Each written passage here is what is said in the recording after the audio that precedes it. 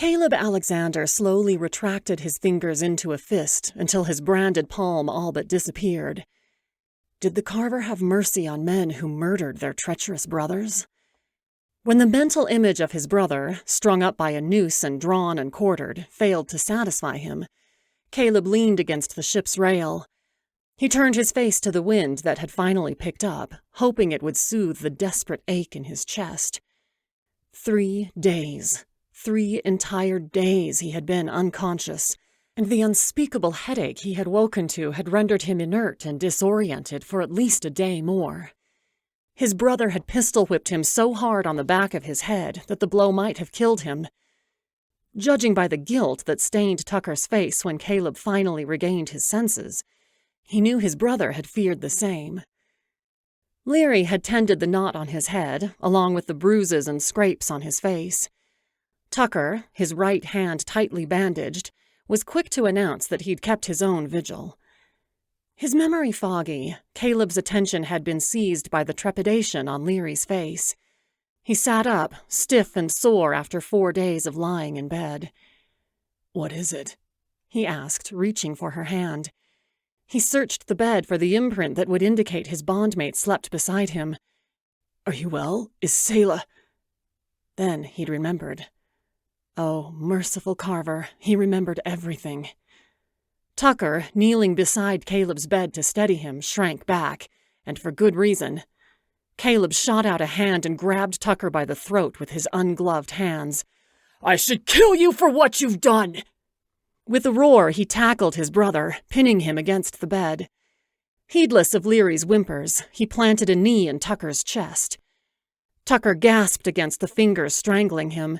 He struggled as the lack of oxygen clearly began to blacken the edges of his world.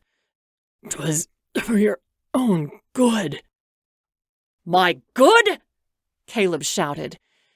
Across the room, Leary was cringing against the cabin wall. "You betrayed her! You betrayed me!" "Sela wanted us to escape. She fought Smith, so her sister and you could get away. She sacrificed herself for us." His fingers curled around Tucker's throat, cinching tighter until his brother could no longer speak. In that moment, Caleb had understood how easy it would be to murder. Sela, an accidental murderess, had surely never felt such blind, searing, all-consuming anger. It was like a surge of lava that swept down the side of a volcano, annihilating everything in its path and quickly hardening to black. If not for the sudden wave of dizziness that swirled through Caleb's head, which loosened his grip and sent him toppling to the floor, he might have killed his brother. Tucker crouched over him, propping a rolled-up coat beneath his head. Caleb fought to remain conscious. He tried to shove his brother away, but Tucker lingered. "As for my actions, I did it for you," Tucker whispered, as bright spots danced feverishly in Caleb's vision. "So you'd be free." I was free. Caleb had awakened hours later to an empty cabin. When he pulled on a clean shirt and struggled outside, he was greeted by a grim-faced Hiram Foley.